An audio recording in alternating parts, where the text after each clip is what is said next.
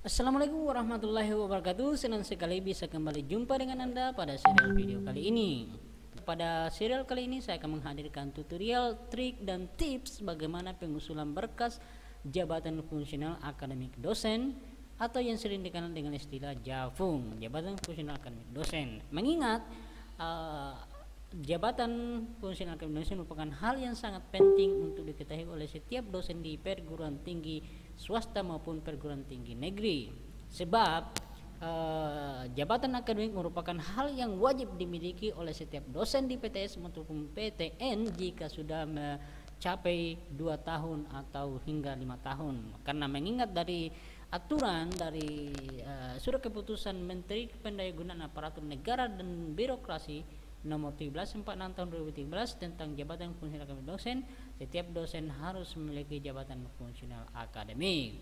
Jika tidak, maka jika sudah mencapai 5 tahun tidak juga memiliki jabatan fungsional akademik dosen minimal asisten ahli, maka tidak diperkenankan untuk melaksanakan aktivitas tridharma. Oke, lanjut. Langsung saja kita pada trik bagaimana penyusunan berkas untuk jabatan fungsional akademik dosen. Tentu kita harus persiapkan dulu list daftar sejumlah persyaratan yang harus kita persiapkan untuk mengusulkan jabatan akademik kita. Untuk asisten ahli ada terdiri dari 14 persyaratan yang harus kita lengkapi, berkas persyaratan yang harus dilengkapi untuk memperoleh SK asisten ahli. Demikian juga dengan untuk pengusulan lektor ataupun lektor kepala, dia itu terdiri dari 17 persyaratan yang harus dilengkapi. Nah, tentu bila kita sudah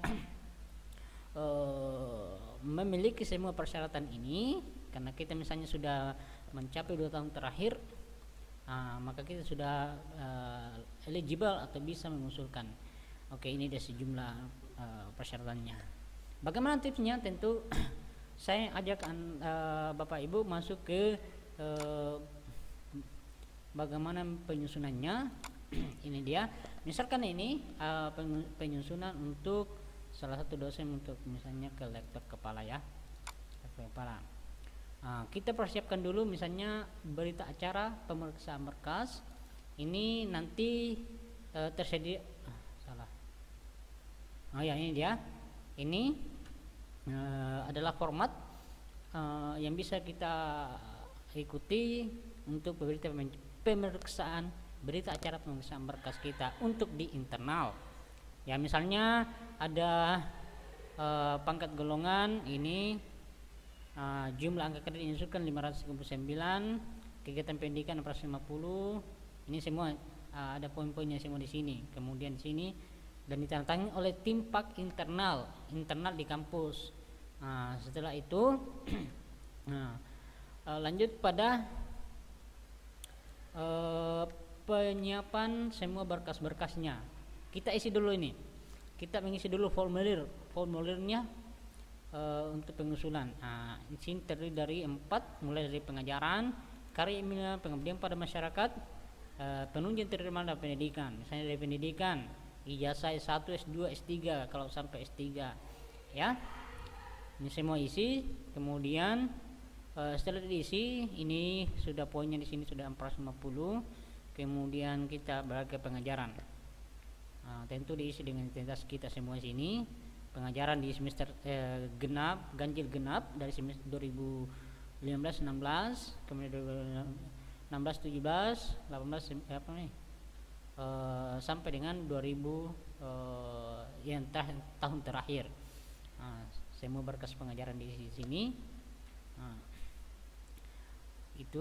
Kemudian untuk karya ilmiah juga di sini diisi semua. Ini sudah ada formatnya, misalnya jurnal Pepaturu telah mempublish jurnal artikel jurnal pada jurnal Pepaturu nomor volume 8 nomor 1. Jadi semua bukti fisiknya. Jadi bukti fisiknya ini akan dilampirkan baik berupa scan ataupun filenya langsung untuk diperingkan. Oke. Pengabdian pada masyarakat semua demikian juga pengabdian masyarakat sampai memenuhi hukum minimal. Jadi kalau untuk lektor ini sudah ada persyaratan minimal maksimal 5 kum dipersyaratkan atau minimal. Tridharma juga sudah ada semua di sini. Berapa berdasarkan Permen nomor 17 46 tahun 2017, Kemendikbud 92 tahun 2014, maksimal juga 5 kum. Sementara untuk pengajaran berapa poin yang dipersyaratkan? Yang dipersyaratkan itu berapa ya?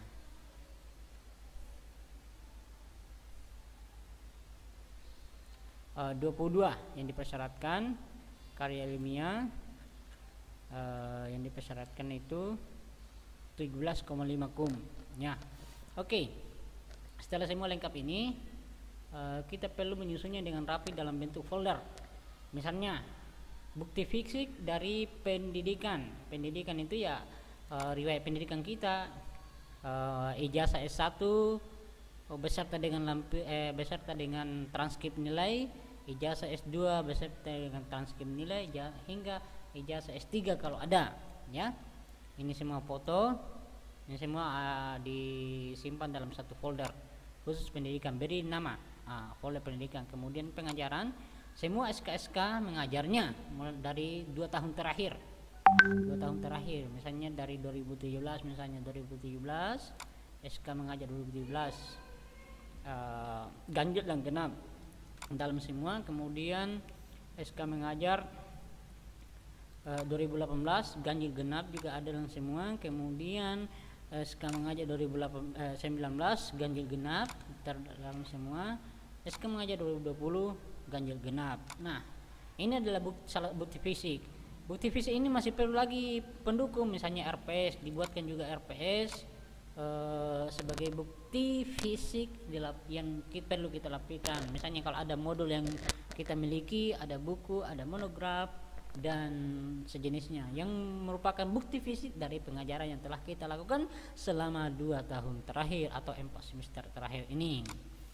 Itu untuk pengajaran. Kemudian untuk penelitian juga perlu dibuatkan folder khusus supaya tidak tercampur aduk dengan aktivitas tridharma yang lain. Penelitian juga dibuatkan di sini. Semua hasil karya ilmiah kita disatukan dalam satu folder juga supaya memudahkan timpak internal ataupun yang timpak yang di LL-Dikti mudah melihat bukti fisik yang kita lampirkan. Oke.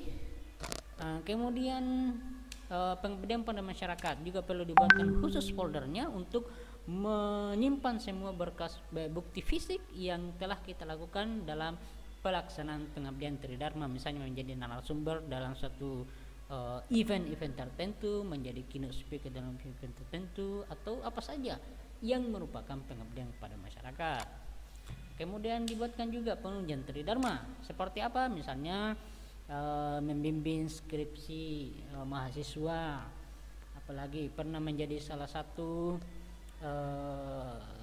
tim juri pada suatu kegiatan event-event tertentu yang merupakan penunjang tridharma ya. Apabila sudah lengkap semua ini, barulah kita printkan semua untuk disahkan. Telah lengkap ya. Ini juga perlu dilengkapi dulu fakta integritas yang merupakan bagian depan, misalnya nama diisi sesuai dengan identitas kita ya.